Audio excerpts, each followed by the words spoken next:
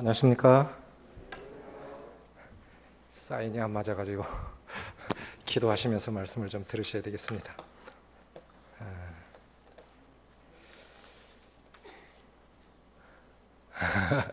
좀 놀라셨죠?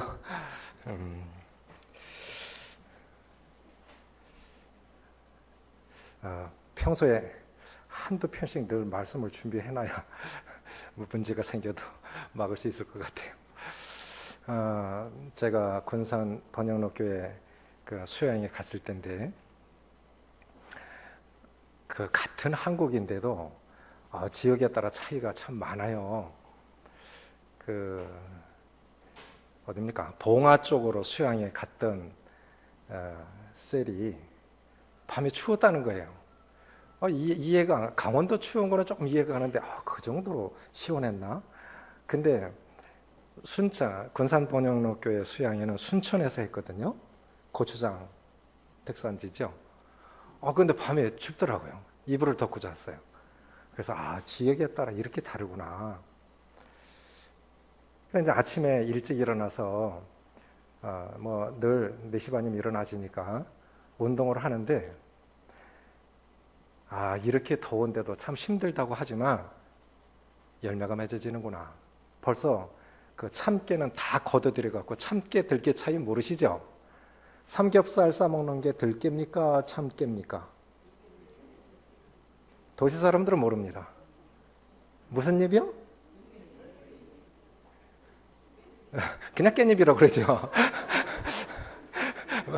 뭐 상관없어요.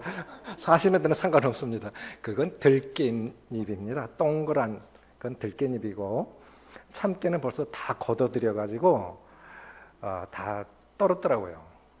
그런데 저는 고추가 그렇게 큰 줄 몰랐어요. 순창에 고추 특산지잖아요. 고추가 얼마나 큰지, 빨간 고추가요. 아이고, 그래도 저기 안 넘어지고 서 있네. 그걸 이렇게 한 1시간 정도 운동을 하면서 제가 느낀 건 뭐냐면, 사람은 참 힘들지만 곡식은 익어가는구나. 인생은 참 힘들지만 우리 안에서 하나님의 역사가 계속 이루어져 가고 있구나. 때때로 시련이, 우리는 참 힘들다고 하지만, 답답하다고 하지만, 참 고통스럽다고 하지만, 우리 안에서 성령께서 우리 속사람을 변화시켜 가고 계시고, 하나님은 하나님의 일을 해가고 계실구나 하는 걸 느꼈어요. 우리가 보고 느끼는 게 그게 다가 아니다. 그 속에서 하나님은 하나님의 일을 하고 계시구나. 근데 우리가 참 힘들었지만 그렇게 더웠기 때문에 곡식이 풍년이 온 것 같습니다. 지난주에 그 고향에 세미나에 있어서 갔는데 벌써 들판이 황금 물결이더라고요. 아주 풍년이었어요. 그래서 제가 생각하기로는 시련이 없는 인생에 열매가 없다. 고난 없는 인생에게도 성숙은 없다. 그렇게 생각이 되어집니다. 누구도 고난은 원치 않습니다. 그것이 물질적 궁핍일지, 관계 속에서 어려움일지, 아니면 영적, 정신적 고통일 수도 있겠지만 그런 거 없이 성숙은 없는 것 같아요. 그래서 욥기를 바라보면서 욥기 1장 21, 22절 보시겠습니다. 우리가 잘 아시는 말씀이고 성도들이 많이 읽으시는 말씀이죠.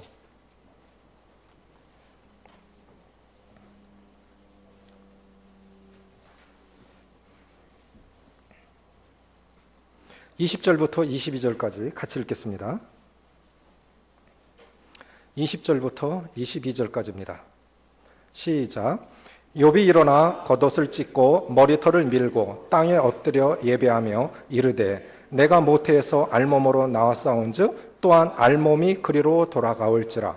주신 이도 여호와시오 거두신 이도 여호와시오니 여호와의 이름이 찬송을 받으실지니이다 하고 22절 크게 읽겠습니다. 시작. 이 모든 일에 욥이 범죄하지 아니하고 하나님을 향하여 원망하지 아니하니라. 이것이 우리와 다른 점입니다. 우리는 본능적으로 어려워지면 불평합니다. 안 그렇습니까? 우리가 어떻게 말을 하든 우리 속에서 불평이 나오고 원망이 나옵니다. 아주 자연스럽게 나옵니다. 그런데 욥은 그렇게 하지 않았다는 거예요. 욥은 정말 훌륭한 분인 것 같아요. 주님께서 욥이 얼마나 자랑스러우셨으면 사단에게 욥을 자랑하셨겠습니까? 욥이 처한 상황을 한번 생각해 봤는데, 욥은 어느 시대 인물입니까? 우리 어성경 계속 공부해 나가고 계시죠? 일기 지금 신약 들어갔죠? 일기 끝나고 나면 이기도 계속 하십시오. 저는 전 성도들이 다 어성경 하시길 바라요. 욥은 어느 시대 인물이라고요? 족장 시대 인물입니다. 족장이라고 하면 성경에서 족장을 누구를 꼽습니까? 아브라함, 이삭, 야곱. 욥은 이 시가서에 들어가 있지만 그건 장르상 시가서이기 때문에 욥기가 시편하고 같이 묶어져 있지만 실제로 시대적 인물은 족장 시대 인물입니다. 그 욥이 어떤 사람이냐? 만약에 이렇게 생각해 보십시오. 한순간에 재물이 다 날아갔습니다. 한 푼도 없이 그냥 다 날아갔습니다. 저는 생각하기를 많이 가진 사람일수록 재물이 다 날아가면 더 힘들 것 같아요. 부자로 살던 사람이 가난해지면 살기가 더 어려울 것 같아요. 가난한 사람들은 늘 가난이 몸에 배어있기 때문에 견딜 수 있죠. 지금 50대 이상 분들, 최소한 60대 이상 분들 하시는 말씀, 우리는 어려움을 겪었던 사람들이기 때문에 괜찮다. 그런데 지금 사람들, 지금 군에 가는 사람들, 군에 가는 청년들, 훈련 나가면 변을 못 보는 거예요. 왜요? 비대가 없어요. 군인이 비대가 없어서 변을 못 본다고요. 상상이 안 가죠? 그럼 지금 젊은이들이 이 시대마다 신앙도 조금 다른 것 같아요. 그렇죠? 지금 젊은이들은 조금 힘든 것도 잘 못 참습니다. 어르신들은 많은 그 시대적인 어려움을 겪었기 때문에 그래도 잘 인내하셨는데 젊은이들은 그게 좀 힘든 것 같아요. 그런데 재물이 얼마 정도냐면 양이 7,000마리, 낙타가 3,000마리, 소가 500쌍. 500쌍이 몇 마리죠? 1,000마리. 암나귀가 500, 그리고 많은 종들이 있었습니다. 동양에서 제일 부자였습니다. 이런 사람이 한순간에 그 재물이 다 날아갔습니다. 자, 재물이 날아갔죠. 두 번째, 한 명도 아니고 10명의 자녀들이 한날 한시에 다 죽었어요. 우리는 그런 일을 안 겪었기 때문에 그것이 안 와닿는 겁니다. 내가 만약에 한 자녀라도 잃어봤다면 이것이 얼마나 큰 고통인지 마음에 와 닿을걸요? 그렇지 않겠습니까? 이번 훈련원에서 있었던 기독교 변증 세미나 스티브 쿠마라고 하는 분은 세계적인 석학이에요. 어제 오셨던 김종만 님도 그 쿠마 형제님의 그 책을 사봤는데 그분이 모임의 형제님인 줄 모르고 사봤다고 그러잖아요. 10년 전에 한국에서 발간이 됐는데 이제 절판이 돼서 안 나와요. 그리고 올해 이제 복사해 갖고 왔는데 그분의 아들이 둘 있는데 둘째 아들이 뉴질랜드 전체에서 톱이에요. 굉장히 똑똑한 분이죠. 그러니까 자녀들도 그렇게 똑똑한 분이에요. 그런데 한 50대, 나이는 안 가르쳐 주던데 50대 정도 된 것 같은데 아내와 큰아들이 먼저 주님 나라 갔어요. 그래서 어떻게 위로해야 될지 모르겠더라고요. 그런데 그분은 이 기독교 변증은 굉장히 철학적으로, 이성적으로 들어가기 때문에 이 사고 체계가 다르고 언어 체계가 다르기 때문에 통역하는 분도 굉장히 애를 먹더라고요. 그럼 듣는 우리는 더 어렵죠. 그냥 머리가 지날라고 그래요. 철학 공부한 분들이 들으면 참 좋겠던데. 이 논리적이지 않은 사람이 논리를 공부해야 되고 철학을 공부해야 되고 짜라투스트라는 이렇게 말했다고 쭉쭉 막 뭐 얘기하는 거지. 한국말로 하는데 알아들을 수가 없어요. 똑똑해야만 그 변증이 가능한 건데. 그런데 그분 삶 속에서 풍겨나오는 것들을 보면 많이 이해가 잘 안 가지만 그분의 눈에 눈물이 있고 삶의 회의를 느끼고 젊어서 자살하려고 차를 몰아서 다리로 가다가 차를 대놓고 10분을 걸어서 다리 위로 올라가야 되는데 그 10분을 걸어가면서 생각이 난 것이 뭐냐면 많이는 안 가봤지만 어렸을 때 교회를 좀 다녀봤대요. 주일학교를 몇 번 가본 거죠. 그런데 그때 들었던 말씀이 생각이 나더랍니다. 뭐냐면 하나님은 사랑이시다. 하나님은 사랑이시다. 그러면 하나님이 존재하신다면 내 마음을 이해하시겠지. 하나님이 진짜 사랑이시라면 이런 인생을 살아야 돼? 이런 가치 없는 인생을 살아야 돼? 이게 더 살으면 뭐 하는데? 지금 의미가 없는데 더 살으면 무슨 의미가 있는데? 그래서 다리 위에서 빠져 죽으려고 그 10분간 걸어가면서 느껴지는 게 뭐냐면 하나님은 사랑이시다. 그 주일학교 때 들었던, 그래서 깨닫든 못 깨닫든 말씀을 일찍부터 가르치셔야 됩니다. 하나님은 사랑이시다. 그럼 그런 사랑의 하나님이 실제로 존재하신다면 내 이 마음을 이해하시겠지. 그 하나님이라면 사람은 이해하지 못할지라도 하나님은 나를 이해하시겠지. 그래서 그런 하나님이 실제로 계시다면 나를 이해하시겠지. 그래서 그 하나님이 진짜 존재하실까? 그런데 마음이 편해지더란 거예요. 그래서 성경을 연구하시다가 구원을 받으신 거예요. 그리고 세계적인 석학이 되신 거예요. 자, 아내와 아들을 먼저 보냈어요. 쉽지 않겠죠? 그런 분은 제가 처음 본 것 같아요. 50대인데 아내와 맏아들을, 맏아들을 먼저 보냈어요. 그런데도 싱가포르 30번, 싱가포르만 30번 갔다고 하면 세계는, 다른 나라는 얼마나 가봤겠습니까? 그런데 그 삶 속에 주님을 사랑하는 마음, 눈물, 이런 것들을 보면 좀 때때로 원망하고 불평하는 자신이 너무너무 부끄러웠습니다. 한순간에 재물이 날아갔죠. 또 한순간에 10명의 자녀들을 다 잃었습니다. 건강이 무너졌습니다. 뭐가 무너졌다고요? 건강이 무너졌습니다. 그런데 어디 한 곳이라도 아프면 참 쉽지 않습니다. 만사 귀찮지요. 그렇죠? 그냥 조금만 아픈 게 아니라 많이 아프면, 한 부위라도 많이 아프면 만사 귀찮아요. 그런데 욥은 그렇지 않았다는 거예요. 기와 조각으로 막 이렇게 종기 같은 것들이 올라오고 가려우니까 종기로, 기와 조각으로 이렇게 긁고 있는데, 저는 두드러기 많이 나봤기 때문에 조금 이해해요. 그게 얼마나 힘든 것인가에 대해서. 그리고 2장 9절 보십시오. 자, 욥을 보면서 너희가 욥의 인내를 들었고 주께서 주신 결말을 보았거니와 주는 가장 자비하시고 은혜로우신 자라고 주님 말씀하셨는데, 9절 같이 읽습니다. 9절 10절 시작. 그의 아내가 그에게 이르되 당신이 그래도 자기의 온전함을 굳게 지키느냐? 하나님을 욕하고 죽으라. 그가 이르되 그대의 말이 한 어리석은 여자의 말 같도다. 우리가 하나님께 복을 받았은즉 화도 받지 아니하겠느냐 하고 이 모든 일에 욥이 입술로 범죄하지 아니하니라. 욥이 처한 상황을 지금 본 겁니다. 욥이 처한 상황. 우리는 한 가지만 무너져도 신앙이 무너지는 경우를 많이 봅니다. 그렇지 않습니까? 힘들다고 안 나오고, 건강이 어렵다고 안 나오고, 누구 보기 싫어서 안 나오고, 애 아파서 안 나오고, 그런 경우 많잖아요. 그렇죠? 물론 새벽 기도에 다 나오시는 것이 꼭 경건이라고 말할 수는 없습니다.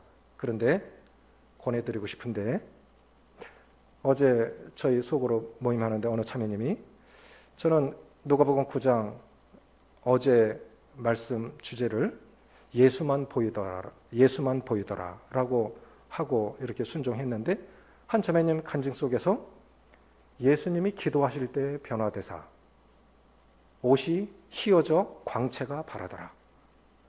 그 간증을 들으면서 그 자매님 하신 말씀이 기도할 때 변화되셨다. 제 마음에 정말 와닿아요. 예수님이 기도하실 때 변화되사 그 옷이 휘어져 광채가 바라더라. 변화되기를 원하십니까? 기도하십시오. 그런데 우리가 기도 자리에 못 나오는 이유가 무엇입니까? 뭐가 붙드는 겁니까? 죽을 병 걸려서요? 자식이 죽어서요? 재물이 날아가서요? 욥은 이러한 가운데서도 믿음을 버리지 않았습니다. 욥이 처한 상황, 한순간 재물이, 그 동양의 제일 부자, 가장 큰 부자가 재물이 날아갔고요. 10명의 자녀를, 한 명도 아닌 10명의 자녀를 한날 한시에 잃었고, 건강이 무너졌고, 네 번째 뭐냐면 명예도 존경도 날아갔습니다. 사실은 남자들로 보면요, 제일 힘든 게 이겁니다. 가족들이 나를 존경하지 않아. 가족에게 무시받고, 이웃에게 무시받고, 직장에게도 무시받고, 그래도 살아야 할 이유가 있을까?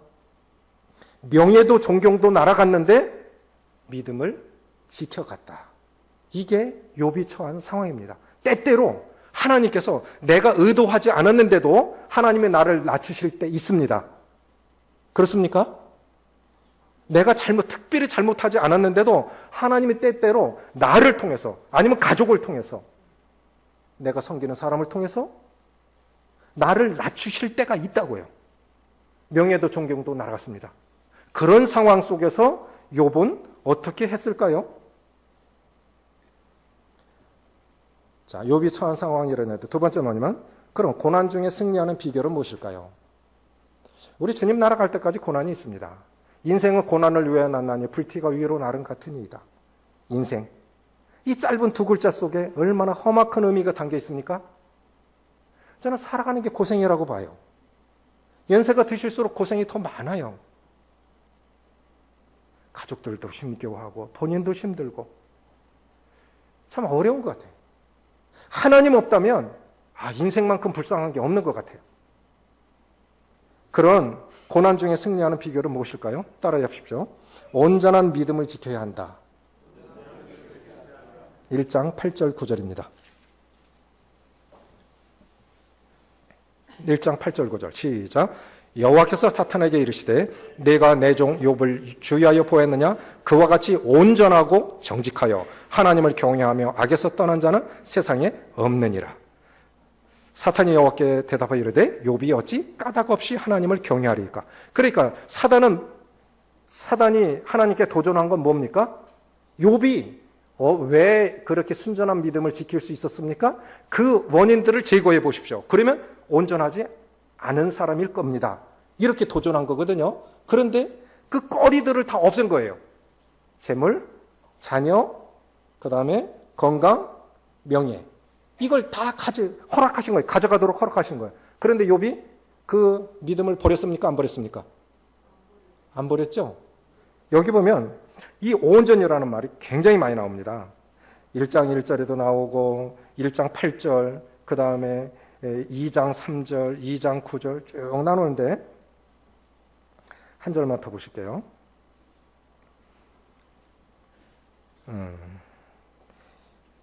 2장 3절 한번 보십시오.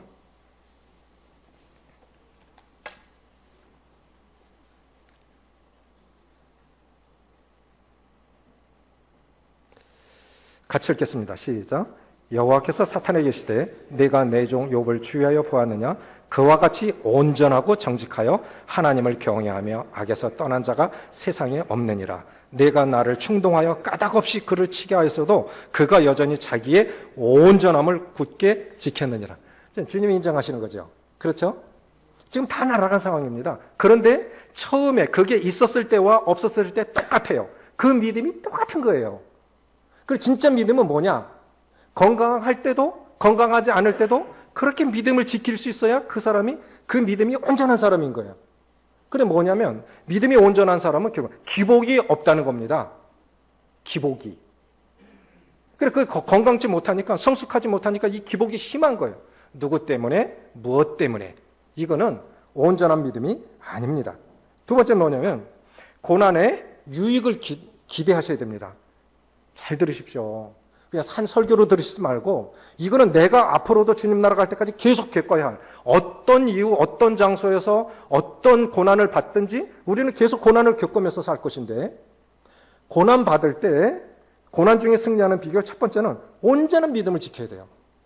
그 하나님 자신을 붙드는 거죠. 저는 조금씩 그걸 요즘 배워가고 있어요.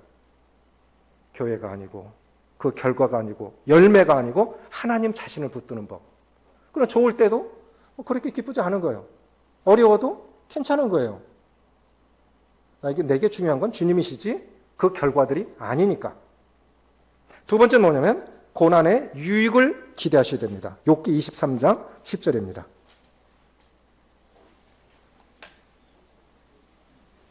우리 잘 아시는 말씀인데요. 10절 같이 읽습니다. 시작. 그러나 내가 가는 길을 그가 아시나니 그가 나를 단련하신 후에는 내가 순금같이 되어 나오리라. 이 욥의 고백은 뭐냐면 참 힘들다. 참 어렵지만 내가 가는 길을 누가 아신다고요? 주님이 아십니다. 그가 하시나니 그가 나를 단련하신 후에는 내가 순금같이 되어 나오리라. 우리 교회 지금 절식하신 분들 많으시죠? 지금도 하고 계시죠? 거기 갔을 때 남해 들꽃 효서마을 그 사장님이신 박기현 회장님이 이런 간증을 하셨어요. 포크레인만 5대를 갖고 있었으니까 통장에 그냥 이렇게 오고 가는 거래된 돈은 몇 억씩 왔다 갔다 하니까 토목공사를 굉장히 크게 하셨던 분이에요. 그런데 공황장애가 온 거예요. 그런데 이 절식하면서 낫고, 그러니까 너무 좋으니까 이걸 연구하고, 그래서 신지식인에 올라가서 정부에서 7억 5천 정부 보조금을 받아서 건물을 지었는데, 다른 사람들이 다 해먹으니까 이 사람도 해먹었는 줄 알고 경찰에서 찝어가지고 조사를 시작한 거예요. 그래 불려간 거죠. 그런데 이 공황장애 안고 있는 사람들은 공간에 들어가 있으면 그냥 미치나 봐요. 그냥 뛰어내리는, 그냥 뛰어내린대요. 그래서 차 안에 갇히면 그냥 달리면서도 고속도로에서 뛰어나가려고 그러고. 그런데 조사받으러 갔는데, 검찰에 조사받으러 갔는데, 자기를 조사하는 사람 중에 공황장애에 걸린 경찰이 있었던 거예요. 그런데 경찰들이 이제 서울 갔다 이렇게 오면서 한 직원이, 그 경찰이 고속도로에서 달리는 중에 뛰어내리려고 하고 어떻게 제어할 수 없어서 수갑을 채워갖고 묶어버렸나 보더라고요. 손발을 묶어버렸나 보더라고요. 뛰어내리면 죽으니까. 그래, 나 공황장애 있는 거 아시죠? 그러니까 그 사람들이 자기 직원이 공황장애 있는 걸 아니까 이 조사하다가 뛰어내리면 경찰 책임이거든요. 이 정직한 사람인데 이렇게 몰아가니까 그냥 짜놓고 그렇게 죄인으로 몰아가니까 못 막는데요. 그리고 한 사람은 질문하고 한 사람은 가만히 듣고 있다 틀리면 집중적으로 공격하고. 하여간 짜놓고 물어붙이면 의인도 죄인이 될 수밖에 없는 게 그게 한국이랍니다. 꼼짝없이 엮여 들어가야 되는 거죠. 그런데 이 소식을 듣고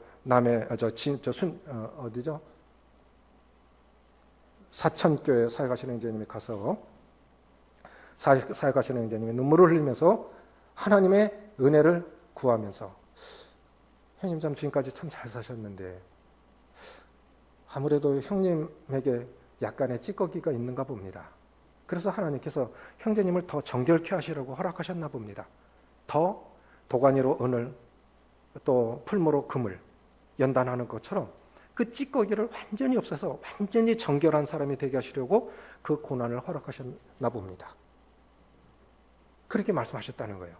그런데 오히려 그 경찰이 그거 아는 거예요. 자기 동료들이 왜 그렇게 몰아간지라. 그게 진급하려고 건수 올리려고 시작한 거래요. 그 사람이 지금 진급하는 해인데 건수를 올려야만, 이걸 잡아내야만, 다른 사람 많이 잡아들였는데 이걸 잡아내야만 진급할 수 있기 때문에 아주 정해놓고 그냥 그렇게 몰아간 거예요. 그 공황장애 동료가 그러지 마. 알잖아. 이 사람 지금 잘못한 거 없는데 너희들이 그렇게 하는 거 우리가 다 알고 있잖아. 그러면 안 되지.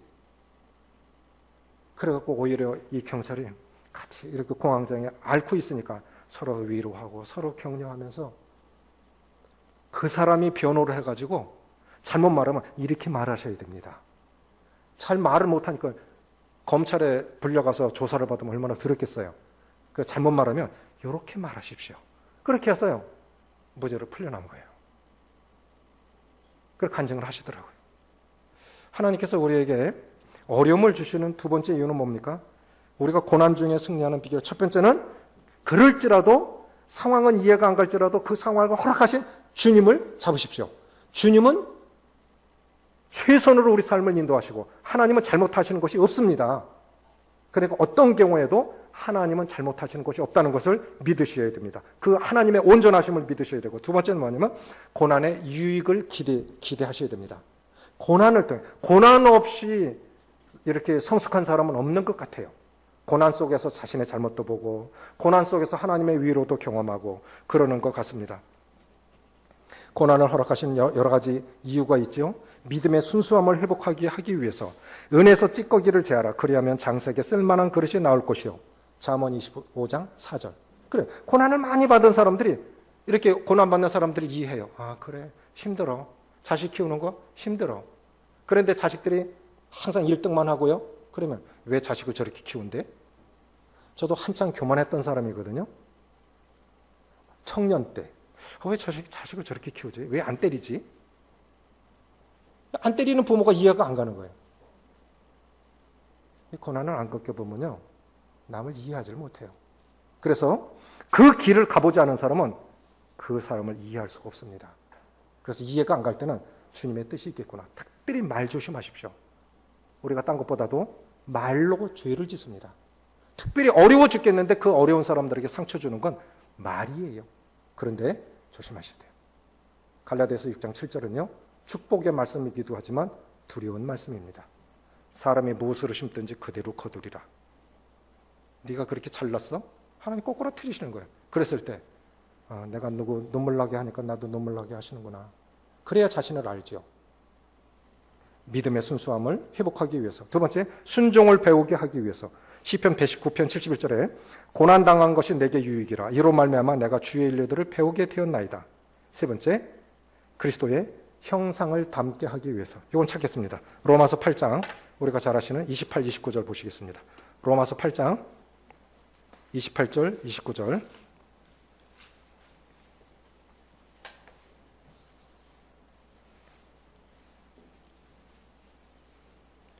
(28, 29절) 시작. 우리가 알거니와 하나님을 사랑하는 자 곧 그의 뜻대로 부르심을 입은 자들에게는 모든 것이 합력하여 선을 이루느니라. 하나님이 미리 아신 자들을 또한 그 아들의 형상을 본받게 하기 위하여 미리 정하셨으니 이는 그로 많은 형제 중에서 맏아들이 되게 하려 하심이니라. 28절은 잘 알아요. 우리가 알거니와 하나님을 사랑하는 자 곧 그의 뜻대로 부르심을 입은 자들에게는 모든 것이 합력하여 선을 이루느니라. 그것이 그 모든 것을 허락하시는 궁극적인 이유가 무엇입니까? 28, 29절은 연결 구절입니다. 뭐라고요? 연결 구절. 28절만 딱 끊어놓으면 안 되는 거예요. 28절을 허락하신 이유는 29절 때문입니다. 29절 시작. 하나님이 미리 아신 자들을 또한 그 아들의 형상을 본받게 하기 위하여 미리 정하셨습니다. 왜 고난을 주시는 겁니까? 그리스도의 형상 닮으라고. 그리스도의 형상, 속사람을 변화되어서 진짜 하나님의 사람 되라고 허락하신 거예요. 어제 김종만님 공룡 속에서 뭐가 나왔습니까? 다 잊어버리셨네? 그 사이에 잊어버렸어요? 아이고. 공룡 뱃속에서 뭐 나왔습니까? 돌 나왔잖아요. 돌 3개 나왔죠? 공룡 뱃속에서 돌 나왔죠? 왜 나온 거예요? 부딪히면서 풀 진익이라고. 닭이 모래를 먹는 거 아십니까? 닭이 모래를 먹습니다. 그래서 그 곡물을 이렇게 막 부시고 그러죠. 닭 모기통 이렇게 째보면요, 모래 들어있어요. 때때로 신발 속에 모래 하나만 들어와도 참 걷기 힘들죠. 털어내고 싶죠. 그런데 그런 내 인생 속에서 그런 것들 있죠. 그렇죠? 좀 털어내고 싶고 그런 것들. 그런데 안고 가게 하셨어요. 신발 속에 모래 같은 걸 안고 가게 하셨다고요. 그게 사람일 수도 있고 환경일 수도 있어요. 왜 그렇게 하신 거예요? 왜 그렇게 하신 거예요? 그리스도의 형상을 닮으라고, 하나님의 사람 되라고 넣어주신 거예요. 제가 이동관님한테 그 얘기 듣고 참 놀랐어요. 시멘트는 어떻게 만들어집니까? 시멘트 원석이 있죠. 시멘트 원석이 있으면 거기에 커다란 쇠 구슬이 있어서 쇠로다가 그 시멘트 원석을 때리는 거예요. 그러면서 그게 가루가 되면 그게 시멘트입니다. 단추는 또 어떻게 그렇게 연단이 됩니까? 이상은 형님이 단추 공정하셨는데 간장하실 때 제가 놀랐어요. 단추 만들면 이렇게 거칠고 그런데요, 단추끼리 놓고 그냥 팍 잡아 돌린대요. 원심 불리기처럼 엄청난 속도로 잡아 돌리면 매끈매끈해진대요. 왜 힘든 사람은 내 곁에 두신 거예요? 왜 힘든 조건을 내 옆에 두신 거예요? 하나님의 형상 닮으라고, 그리스도의 형상을 닮으라고. 다른 사람을 그리고요, 네 번째는 뭐냐면, 고난을 허락하신 이유 네 번째는 뭐냐면 다른 사람들을 이해하기 위한 목적으로 허락하신 겁니다. 고린도후서 1장 4절에 우리의 모든 환난 중에서 우리를 위로하사 우리로 하여금 하나님께 받는 위로로서 모든 환난 중에 있는 자들을 능히 위로하게 하시는 이로다. 이게 고난 받아보니까 고난 받는 사람들이 이해가 가는 거예요. 가난해봤으니까 가난한 사람들이 이해가 가는 거예요. 참 어렵겠지? 힘들겠지? 그런 것이 이해가 가는 거죠. 마지막으로 하나님만 의지하는 법을 배우게 하기 위해서 그렇게 하신 겁니다. 자, 그럼 이제 지금까지 두 가지 말씀드렸죠. 욥이 처한 상황은 극도로 힘든 상황이었는데 그 가운데서도 고난 중에 승리하는 비결은 온전한 믿음을 지켜야 된다. 그건 뭐냐면 하나님 자신을 붙잡아야 된다는 거죠. 고난 속에서. 두 번째는 고난의 유익을 기대해야 됩니다. 세 번째는 뭐냐면 하나님의 선하심에 대한 온전한 믿음을 가져야 됩니다. 조금 전에 말씀드렸죠. 하나님에 대한 온전한 믿음. 합력하여 선을 이루실 것이다. 궁극적으로는 하나님이 나를 멋지게 만들어낼 것이다. 근데 제가 참 이해가 안 가는 것이 있어서요. 지금 주님 날아가신 그 유육정 형제, 제가 참 친하게 지냈고 지금 참 좋아했던 형제님입니다. 참 좋아했어요. 그런데 그 형제님 참 고난을 많이 겪었어요. 왜 저렇게 잘 사는데, 교회의 표본인데, 모델 격인데 왜 저렇게 어려운 데를 교통사고 나서 그냥 자매님하고 같이 그냥 이게 유리가 들어와서 그냥 막 이렇게 어마어마하게 많이 이렇게 상처가 나고, 왜 이렇게 복음 전하고 현풍까지 가서 말씀 전하고 오다가 그 차가 잘못해가고 왜 이렇게 고난을 많이 겪을까? 이유가 무엇이겠습니까? 하나님의 형상을 담게 하기 위해서 그런 거죠. 고난 중에 승리하는 비결 우리가 꼭 기억하셔야 되는데, 고난 중에서도 주님 자신을 끝까지 붙잡으셔야 되고, 고난의 유익을 기대하셔야 되고, 하나님의 선하심에 대한 온전한 믿음을 가져야 됩니다. 네 번째, 이게 중요한 건데요. 진정한 위로가 되는 우정이 있어야 됩니다. 따라해 보십시오. 진정한 위로가 되는 우정이 있어야 된다. 그러면 사람은 하나님만으로 살아가는 건 아니라는 거죠. 그렇죠? 우리가 이렇게 신앙생활하면서 이 땅에 살아가는 건 말씀만으로만 살아가는 건 아니라는 거예요. 사람의 우정도 필요하다는 겁니다. 욥기 33장 6절 7절 보세요.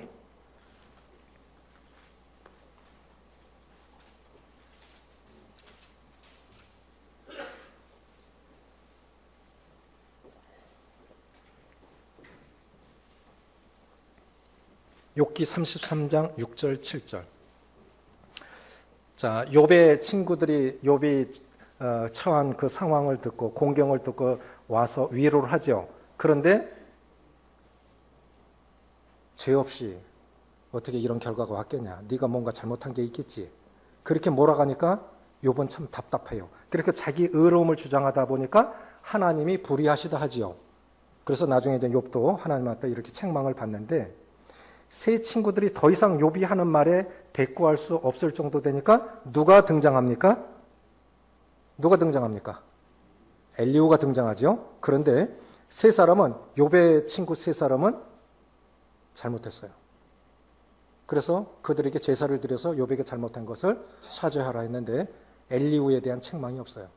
그러면 이 욥기에 등장하는 사람 중에 유일하게 잘못 안 하고 책망받지 않은 유일한 사람이 있다면 욥도 아닙니다. 어제도 말씀하셨죠? 내가 땅에 기초를 놓을 때 네가 있었느냐? 아니야 하니까 제가 알지 못하는 말을 했습니다. 제가 알지 못하는 말을 했습니다. 욥이 이렇게 고백하잖아요. 유일하게 책망받지 않은 한 사람이 있는데 그가 엘리후입니다. 엘리후는 가장 하나님의 관점에서 얘기를 했는데 5절 6절 읽습니다. 6절 7절 시작.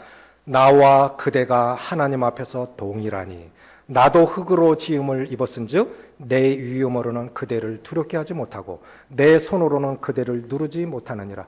6절 다시 읽습니다. 자, 잘 보시면서 읽어보세요. 시작. 나와 그대가 하나님 앞에서 동일하니 나도 흑으로 지음을 입었은즉. 잊지 마십시오. 따라해보세요. 나와 그대가 하나님 앞에서 동일하니. 성도들을 바라보실 때, 사람을 바라보실 때 이렇게 보십시오.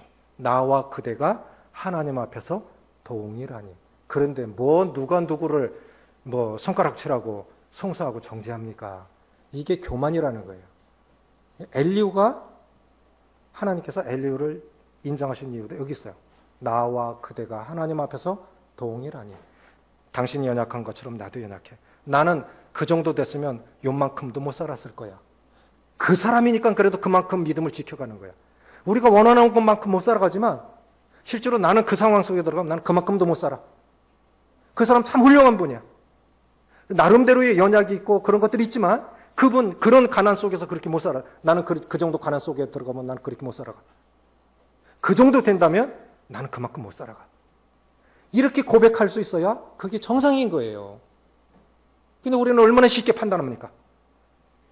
그렇지 않습니까? 너무 늦게 쉽게 판단하고 잣대를 놓고 나도 하나님의 거룩한 기준으로 보면은 절대로 못 미칠 자이면서도 실제로 그 삶을 그 사람한테 한번 놓아보죠. 그렇게 못 살아가는 거예요. 진정한 위로가 되는 우정이 있어야 됩니다.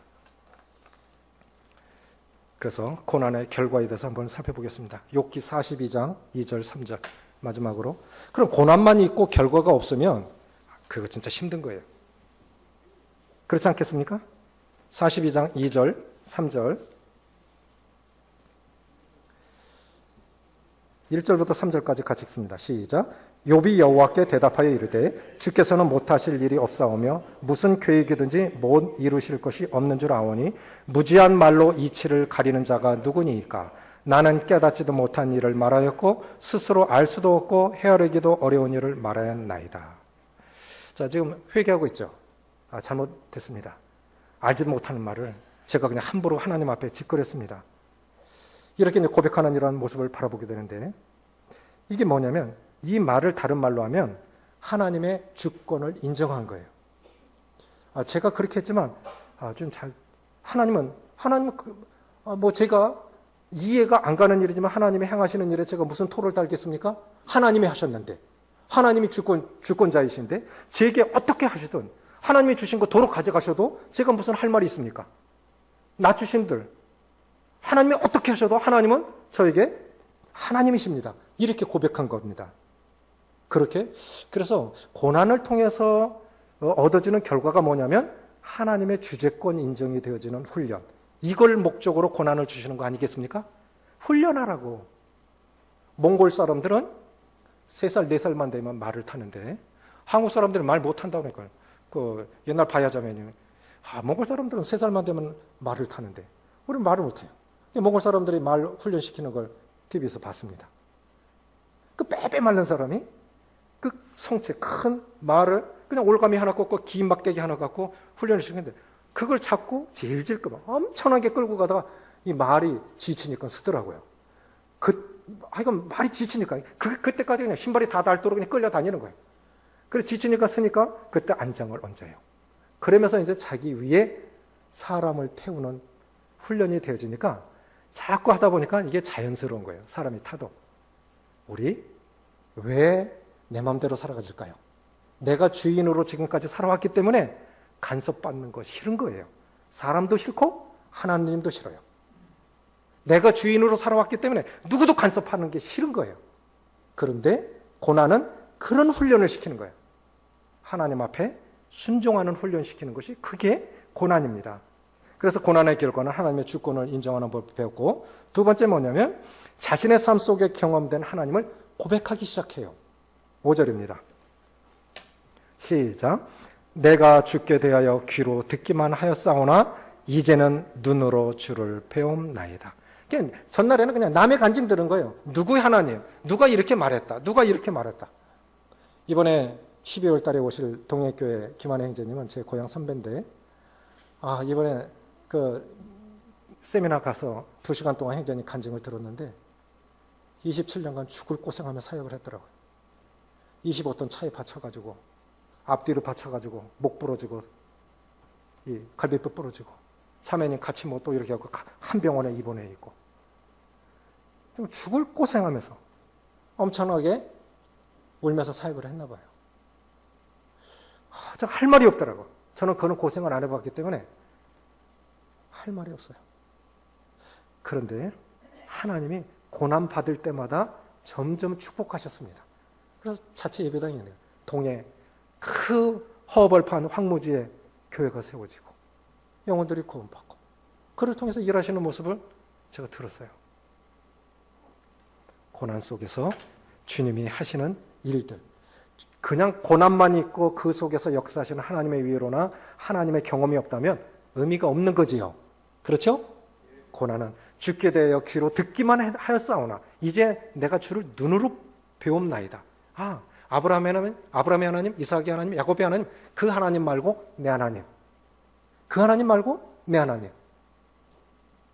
내 하나님은 어떤 하나님이십니까? 누군가 당신의 하나님, 성경 말고 당신의 하나님 얘기해 보세요. 당신이 믿는 당신의 하나님을 얘기해 보세요. 어떻게 말씀하시겠습니까? 하나님을 어떻게 경험하셨습니까? 무지개는 비 올 때 뜹니다. 하나님의 진정한 위로는 고난 속에서 경험되어지는 것 같아요. 위기 속에서 경험되어지는 것 같아요. 평안한 날에는 안 느껴지고 안 보이는데 고난 속에서, 위기 속에서 진짜 하나님을 경험하는 것 같아요. 그래서 고난의 결과는 하나님의 주권을 인정하는 법을 배우고, 두 번째, 자신의 삶 속에서 경험된 하나님을 고백하게 됩니다. 세 번째 뭐냐면 자신의 마음을 아프게 한 친구들을 위하여 기도하게 됩니다. 고난 받아보니까, 고난 다 끝나고 나니까 그래, 그렇게 말할 수 있지. 그렇게 말할 수 있어. 실제로 고난 안 받아보니까 이런저런 말 하는데 실제로 경험해보면 그럴 수 있어. 지나가고 나면 다 이해가 가는 거예요. 마지막으로 고난 가운데서 인내의 결과가 무엇인지를 경험했습니다. 야고보서 5장 10절 11절 읽고 마칩니다. 야고보서 5장, 주님도 고난의 사람입니다. 앞선 선진들도 다, 선지자들도 그러하고 하나님 앞에서 들어쓰셨던 분들, 사도 바울 고린도서 10장 훈장이 무엇입니까? 40에 하나 가늠매를 맞고 태장에 맞고 3번 파선하고, 그게 다 고난 아닙니까? 야고보서 5장 10절 11절, 신약에서도 고난의 산증인으로 욥을 말하고 있는데 10절 11절 시작. 형제들아, 주의 이름으로 말한 선지자들을 고난과 오래 참음의 본으로 삼으라. 보라, 인내하는 자를 우리가 복되다 하나니 너희가 욥의 인내를 들었고 주께서 주신 결말을 보았거니와 주는 가장 자비하시고 긍휼히 여기시는 이시니라. 그런데 고난 후에 자녀들 10명을 또 주셨고 욥의 딸처럼 예쁜 딸들이 없었다고 했어요. 그리고 그만한 부를, 더 많이 부를 주셨죠. 그렇죠? 고난 자체가 목적이 아닙니다. 고난 속에서 주님의 주권을 인정하는 법을 배우고, 또 그 속에서 하나님의 형상을 담고, 또 하나님의 뜻 속에 순종하는 법을 배워가는 것, 그것이 진정한 목적이라고 생각이 되집니다. 고난의 결과들을 이해하시면서 다른 성도들 고난 받을 때 참 조심하십시오. 그리고 기도하십시오. 아까 말씀드렸지만 제가 새로 입는 건 뭐냐면 고난 속에 진정한 우정이 있어야 된다. 뭐가 있어야 된다? 다른 거 다 아시지만 한 가지 아셔야 돼요. 참 힘드시겠다. 누가 뭔가 진짜 잘못했습니다. 그럴 때 우리가 그걸 책망의 이유로 보지 말고 참 힘들겠다. 영적으로나 정신적으로나 건강적으로나 물질적으로나 관계적으로 우리는 다 어려움을 겪고 사는데, 그럴 때 참 힘들겠다. 그 같은 마음으로 그대와 내가 하나님 앞에 동일한 사람이니, 이게 진정한 우정이 아니겠습니까? 그런 우정 때문에 우리가 살아가는 거 아닙니까? 하나님도 좋지만 그런 하나님의 사람이 있어서 우리가 오늘 살아가는 거 아닙니까? 그 우정이 있어야 됩니다. 그건 교회입니다. 그게 성도입니다. 기도하시겠습니다. 아버지 하나님, 하나님의 진정한 위로와 고난의 목적을 잘 이해하지 못해서 고난만 있고 하나님의 고난의 목적은 이해하지 못하고 고난 속에서 주시는 위로도 경험하지 못하고, 그래서 그 고난을 계속해서 반복해서 받아야 됐던, 훈련되지 않았던 지난 날들의 잘못을 아버님께 고백하게 되었고, 주님 도와주셔서 이제 진정한 하나님의 사람으로, 그리스도의 형상을 담는 사람으로 그 고난 속에서 나를 보고 나의 잘못을 보고 찌꺼기를 정결케 하시는 하나님의 목적을 배울 수 있도록 도와주셔서 고난 후에 주실 그러한 놀라운 영적 성숙과 다른 사람을 이해하는 진정한 그러한 우정이 고난을 통해 배워지고 경험되어져서 정말 인생을 살만한 것이고 신앙생활하는 것은 참 큰 축복이라고 고백하는 저희 모두 될 수 있도록 축복하시기로 원하오며 우리 주 예수님의 이름으로 감사하며 기도합나이다. 아멘.